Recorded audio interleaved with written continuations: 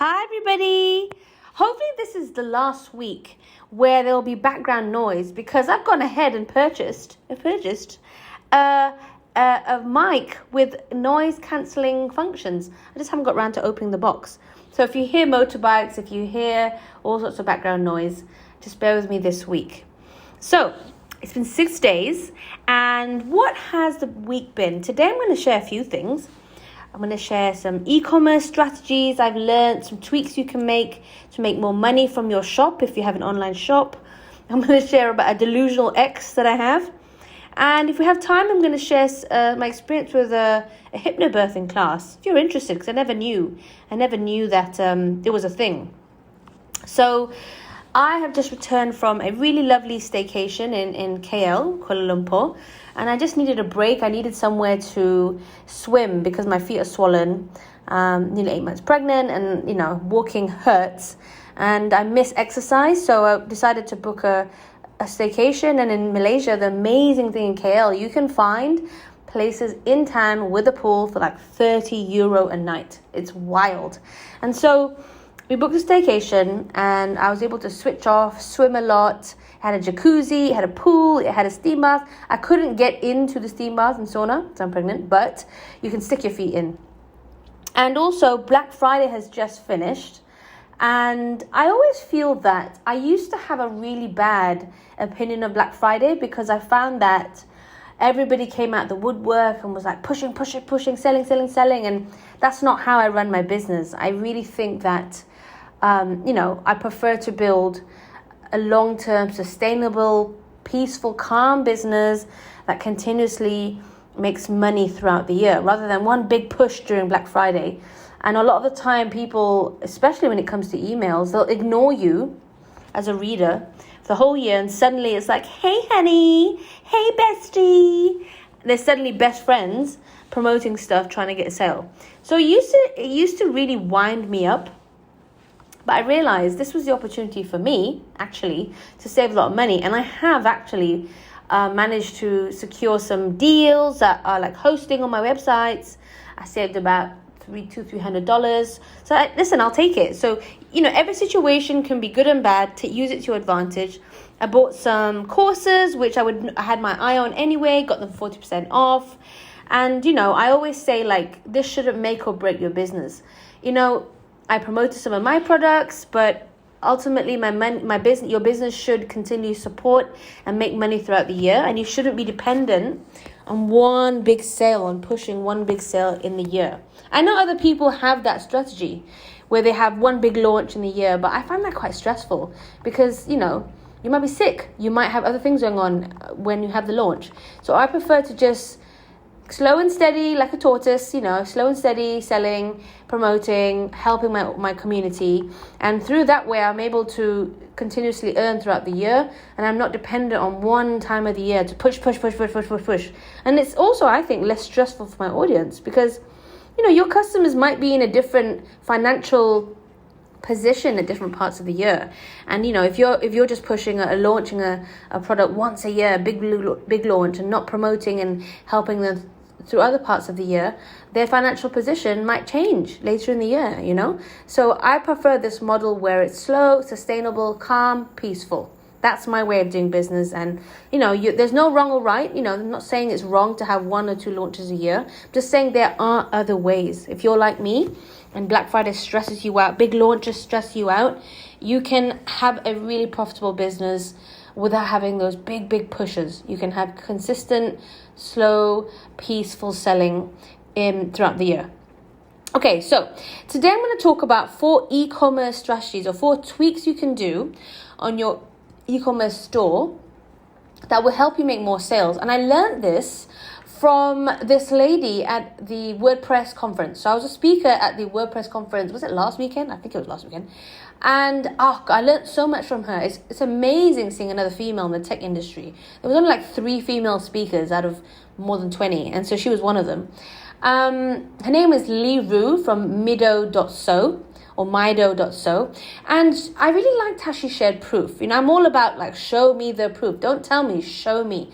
So in her slides, she shared the strategies that converted into more product sales. So number 1 what she did was she showed a shopping bag. So you imagine an e-commerce store, right? And then you click on buy, and at the end there's like a basket, right? And on an e-commerce store, you can see a little basket, the product, the price, and what she showed was the amount that you save if the product is on discount. So in her example, in her shopping bag, it was a striped shirt, and it was normally €200, and it was on discount for 50%. And so the old old product was you just pay €100. But in the new picture, or the new converted cart page optimization, what she showed was $199, a strike through, and then a saving of it shows you saved €100. So you can see the price you have to pay, and you see how much you have saved in €100. And apparently this led to 45% more conversions, because people are like, whoa, I'm saving $100 or €100. And this allows me to, because I'm taking advantage of this discount. So it's called the cart page optimization, and you basically show them at the shopping bag, at the checkout page, exactly how much they're saving, and put that in red, and I think she highlighted it in yellow too. So that's strategy number 1. Strategy number 2, by the way, if you want images of this, let me know. I sent this via email also. Drop me an email. You know how to contact me. You'll see in my podcast is email, aisha@amir.com. You can drop me a DM on Instagram. There's so many ways to get hold of me. Drop me an email, drop me a message, and I'll show you the screenshots of the proof. Okay? Now, strategy number 2 is adding social proof and reviews at the checkout cart and this sign-up page. I was very surprised at how much this led to an increase in sign-ups and an increase in sales, 57% actually. And what this lady showed, right, was at the checkout page, you basically put reviews of customers and testimonials right at the sign-up page or right at the checkout cart page, showing, because sometimes when people are just at the end, they're like, I don't know, should I, should I not?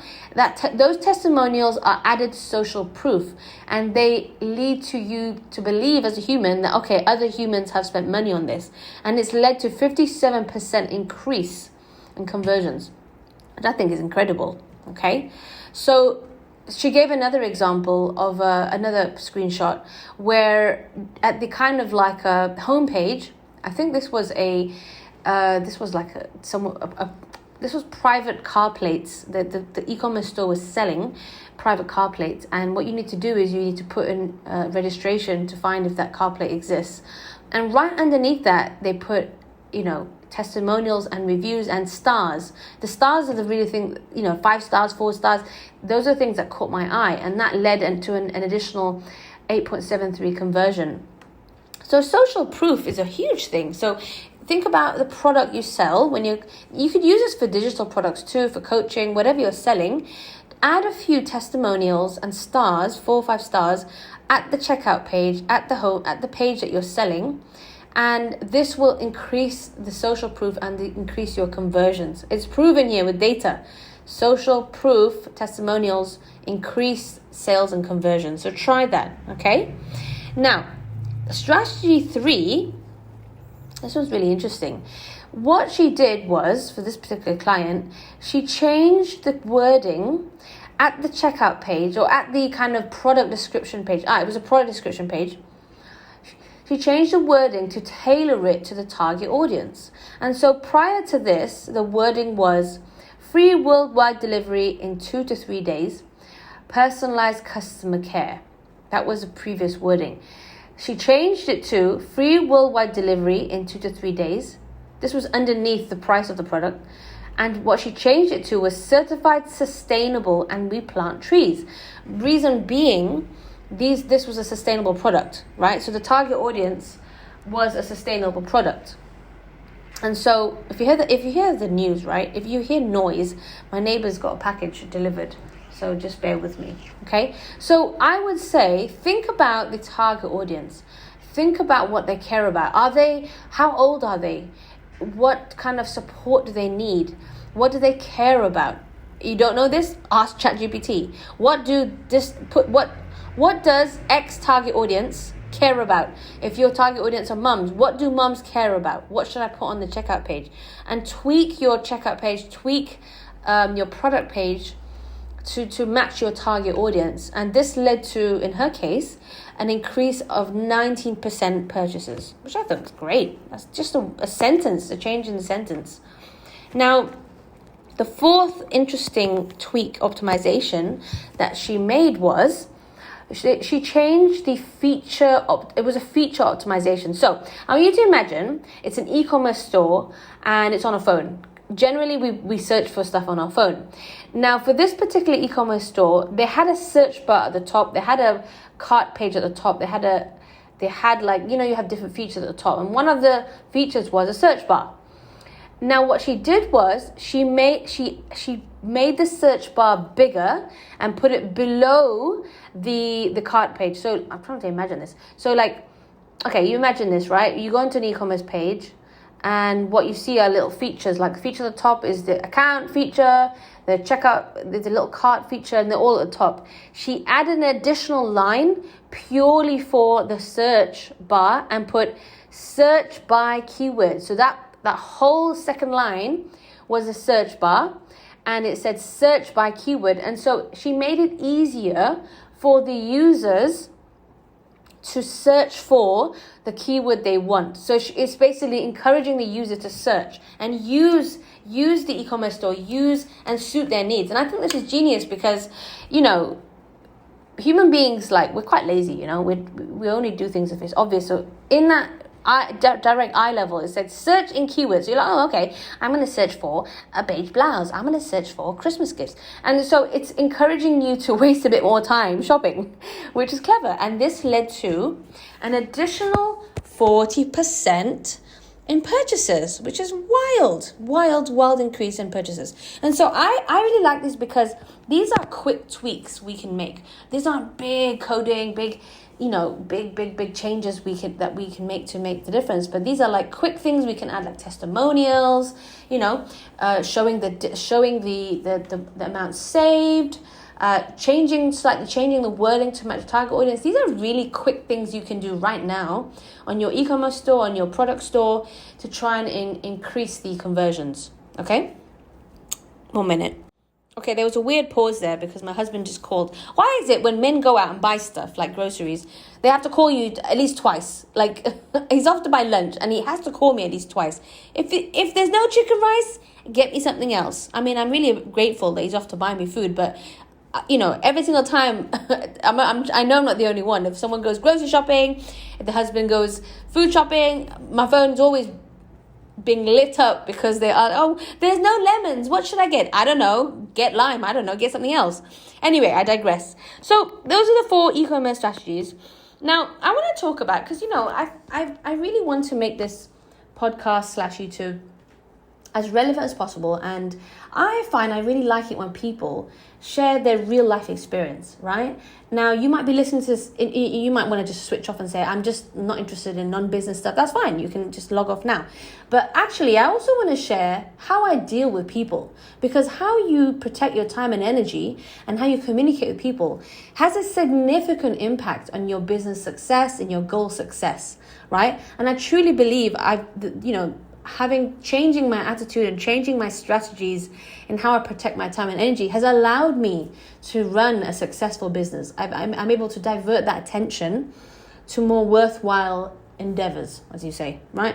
So I'm going to tell you a little story, right? And I hope that if you can take from this that your time and energy are valuable too. Anyway, I'm just babbling on here. Basically, I have an ex, right? And this ex, I was super young. I know we all have these stupid monkey love, stupid experiences. They're pretty innocent.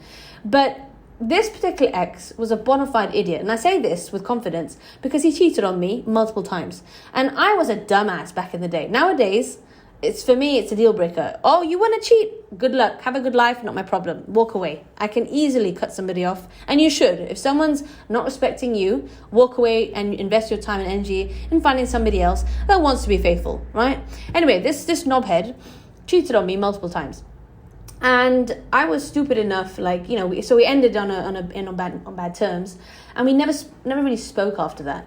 But then this dude comes crawling back, right? And it's weird because he never apologized. He ended on bad terms. He really hurt me, and he kind of comes back into my life, acting like nothing happened, easy breezy, like, and very kind of like entitled to my time and energy. You know what I mean?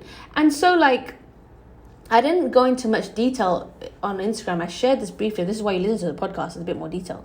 So this dude, right, comes back easy breezy, as though nothing happened, as though we're besties, right? And this must have been before I was married, right? And I noticed that, like, he always wanted something. Like, I want to get I want to get into this industry. Do you have any referrals? Oh, I want to start this business. Do you have any connections? Like, there was always something that he wanted or needed. But I didn't want to be like the bitter ex. I was like, I'm a bigger person. Let's not hold on to the past. Maybe he's changed, right? Well, time goes on, right? And as time goes on, at the time, I didn't, like, for me, it was like just somebody in the past.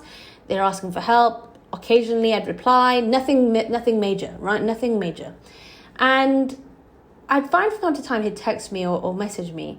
And I just found it really uncomfortable. As my relationship with my current husband, when my husband now progressed, I just felt really uncomfortable because I thought, why am I don't really need to be having these long conversations with my ex who was unfaithful to me that I have no time for. You know what I mean? Like, I don't owe him anything.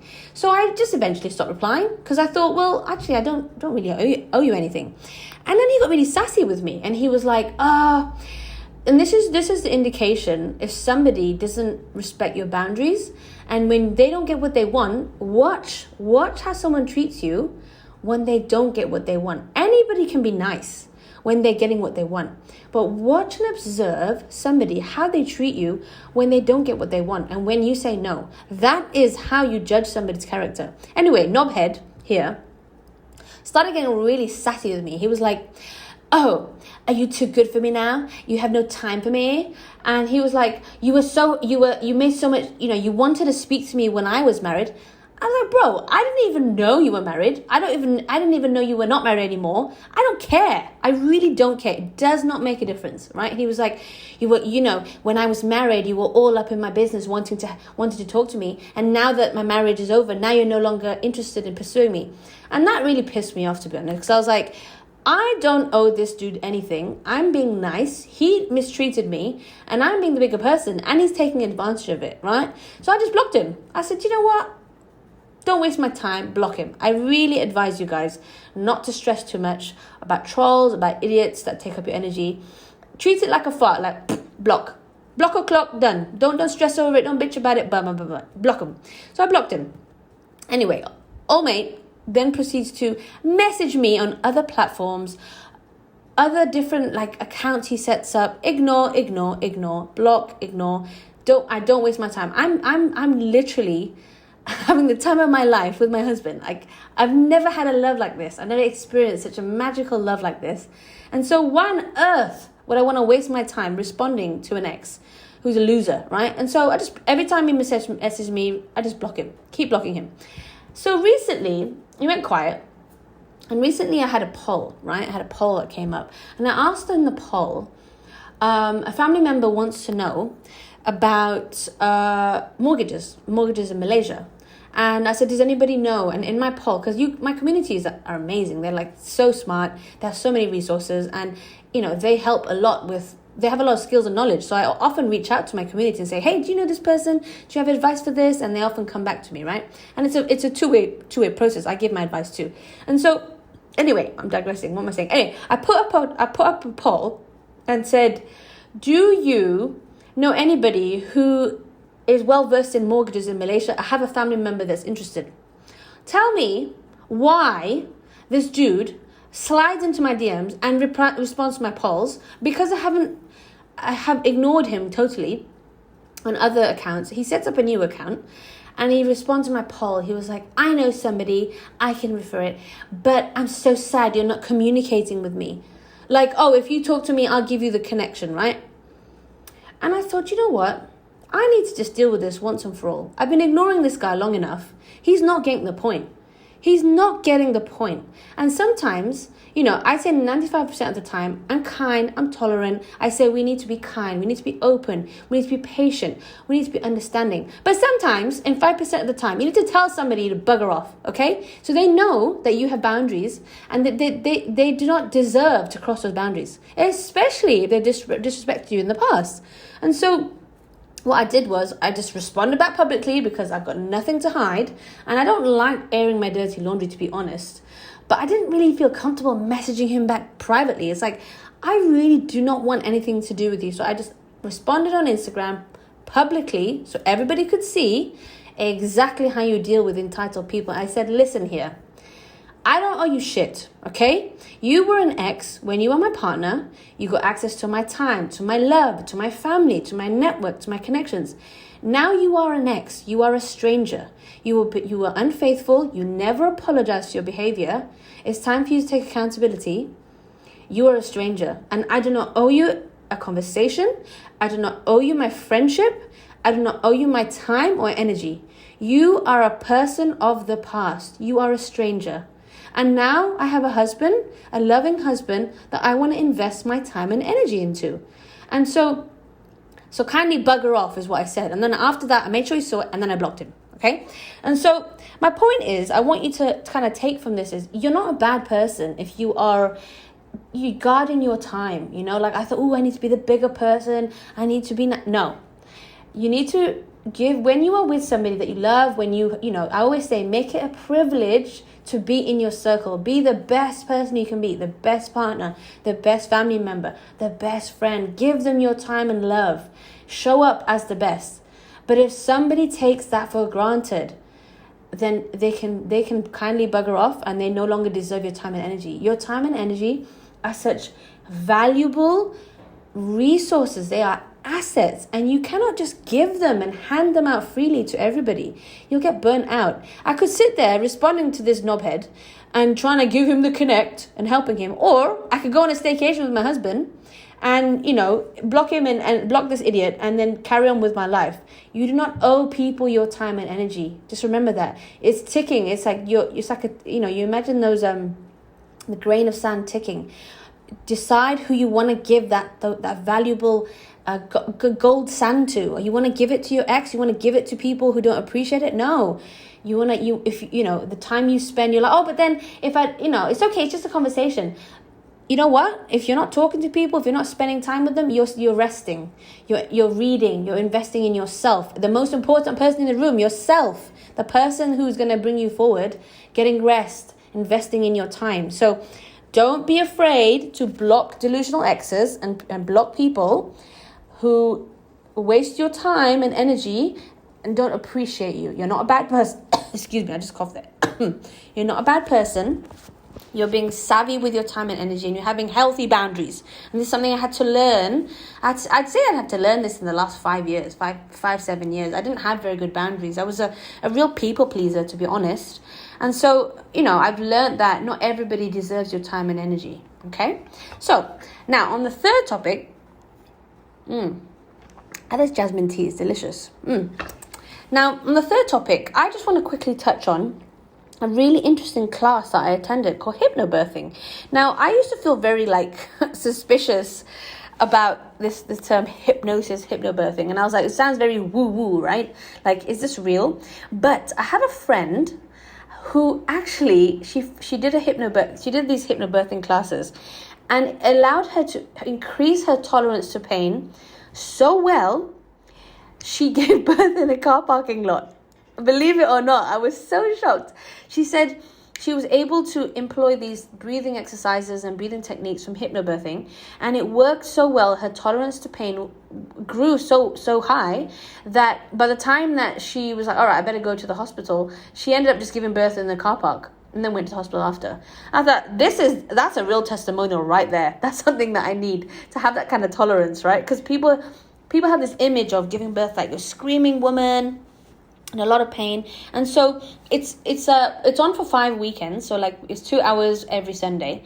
And it's really interesting because on our first class, she kind of asked us, like, what has been your experience or knowledge about giving birth, right? Like, where have you heard about birth? Where have you learned about giving birth? And I was like, quite frankly, I have no experience with it. Like, none of my, apart from my brother who has a kid and who gave birth in France, I don't really have anybody that I know that's given birth. And she said, where did you learn, when you hear about and you think about, women in ER, like puffing and puffing in pain, screaming, one born every minute, women shrieking in pain. And she said, we associate pain and pain, a lot of pain and suffering with giving birth. When she said it could be a different way. It could be. She said it won't be. It could be where you are in control of your body. You are in control of the situation. And she said there's been a over medicalization of women and women not having control over their choices, right? Where the doctors are like, just want to rush them. By the way, I have no issue with doctors. I'm very pro medical intervention if it's necessary to save the baby. But I have seen, like, often, sometimes we're very quick to medicate, It's like, wait. Do you really need to take that? It's like, let's not be too quick to medicate. Let's look at some alternatives, And so, for example, like she said, a lot of the time doctors rush you into C-section, rush you into, I think it's called episectomy, where they cut you. They basically cut your pudenda, right? They cut you up. And it leads to a lot of trauma for women. And so I think she's just basically teaching us to take control of our bodies and learn the birthing process. So we know that we're in charge. We know what to expect. And I'm hoping, she's also going to teach us like breathing techniques on how to manage pain better. I mean, we did one breathing technique and I failed miserably because I fell asleep halfway through. So I clearly need some work. But it was really effective because she showed us some examples of before and after, showed some videos. And I thought, wow, could it be I have no idea, right? I have no idea. But could it be done differently? Is it possible to have a delivery that it doesn't include a lot of suffering and fear and pain? I don't know the answer to that. I might have women listening to this rolling their eyes in their head thinking, girl, you just wait. But I figure I want to try and see if there's ways to manage the pain better without resorting to medical intervention. But if I need medical intervention, hey, I'll take it. I'm not against it. And so my husband was attending to it. It was nice for him to learn about the birthing process, learning how he can be supportive, what is needed. And I think it's just really a really great way for both of us to kind of come into this together and learn this new journey, this new chapter, because we're both first-time parents, we have no idea what to expect. So, yeah, hypnobirthing, look up. I'll tell you next week if, after have another session on Sunday, I'll let you know what we learned then. But it's something completely new, which I never thought about, never expected. But I've had not only that one friend, quite a few people recommend going to these classes, and it helps you manage your breathing, manage your mind, being able to withstand pain. And it's like, I found that's going to be also useful for maybe, sport, like, when you're running I love running half marathons, and I hope once the baby pops out and later in a few months I don't know how long, I can start running again and hiking again. And I always say that, like, we fear pain, pain is like considered a bad thing, but sometimes pain is a necessary journey to go through to get to the end. Like, when I ran a full marathon, that was incredibly painful, but I knew that I had to go through that pain, the training, to get to the end and run a full marathon, run a half marathon. And in a way, like, I expect the pain, I embrace it, and I understand that it's part of the journey. And I don't fear the pain. I don't fear the pain of my feet hurting, my legs hurting, my legs cramping. I don't fear that. I don't fear that pain when running full marathons, half marathons. I embrace it, I enjoy it, and I feel like it's part of the journey to me getting to my goal, right? Similarly, when it comes to goals, often when we want to achieve goals, there are different kind of pain, fatigue that we have to go through. All right, my husband's just come back, so there's going to be a lot of noise. So I'm going to say goodbye now. And if you have anything you want to ask me, drop me a message and I'll include it in the next podcast. Thanks for listening. Have a great week.